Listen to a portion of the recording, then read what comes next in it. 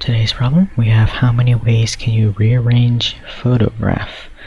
This is a combinatorics problem, which is all about figuring out how many ways you can do things or counting different combinations of things, combinatorics, combinations.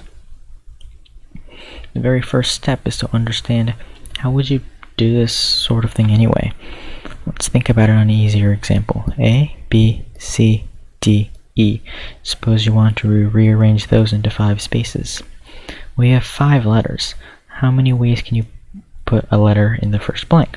Since you have 5 letters, there's 5 ways. How many ways can you put a letter in the second blank? Since you put one here, you have 4 letters left. So you have 4 ways. The same for the third blank. There's 3, and then there's 2, and then there's 1. That makes 5 factorial. Because you multiply 5 times 4 times 3 times 2 times 1. In general, if you have something like n factorial, you'll multiply that n, then you'll multiply 1 less than n, then you'll multiply 2 less than n, and you'll multiply all the way down to 1. As you can see, 5 times 4 times 3 times 2, all the way down to 1. Okay, so then we can look at photograph and see 1, 2, 3, 4, 5, 6, 7, 8, 9, 10 letters. So you might think we can just say 10 factorial and we're done. That's not exactly right. Suppose you have something like A, B, C. You want to rearrange those. Well, you might say 4 times 3 times 2 times 1 equals 4 factorial. And that would be true if we had this as A1 and this as A2. In other words, if they were different. Because you might have an A1, A2, B, and C, but you also count A2, A1, B, and C. Both of these are inside 4 factorial, and we can't have that. If you think about it, for anywhere that you can put an A1 and an A2, you always have an A2 and an A1. But if these don't exist, then you're just counting the same thing twice. So we divide by 2. This is actually how many ways there are to arrange A, B, C. And what if we had more than 2 repeats, like A, B, C? Well, then we can say A1, A2, and A3. How many ways can you rearrange this? This is 3 factorial. So you might have A1, B, C, A2, A3. You might have A2, B, C, A1, A3. But since 3 factorial equals 6, there will be 6 of them with some kind of A, B, C, some kind of other A, and some kind of other A. And so you would take 5 factorial and divide by 3 factorial. If you look here, this is actually 2 factorial, because 2 factorial is 2 times 1, and that's 2. So now let's go look at photograph and count the repeats.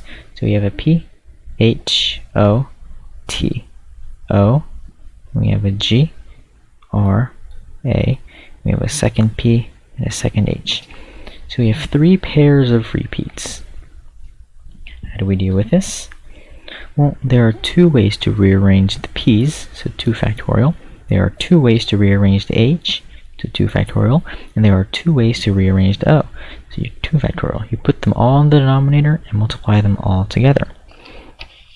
And what will this give us? 10 times 9 times 8 times 7 times 6 times 5 times 4 times 3 times 2 times 1 all over 2 times 1 times 2 times 1 times 2 times 1. We know this is 8, so I'm just going to go ahead and put 8. And so then we can cancel these 8s out. Now we have this big product to multiply. The trick here is to say, look, there's a 5 and there's a 2. That makes 10. So let's cross those out and make a 10. And then you might say, okay, we'll start from the bigger ones. 9 times 7, that's 63. What's 63 times 6? Well, that's 3 times 6 is 8. We have 1. 6 times 6, 36 times 1, or plus 1, 378. So that goes away here. And then times 1 leaves it the same, so we need to do times 4 and times 3. 378 times 4.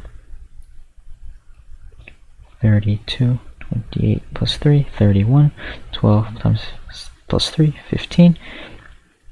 Finally, multiply by 3. 6, 3, 15, and 3 plus 1, 4.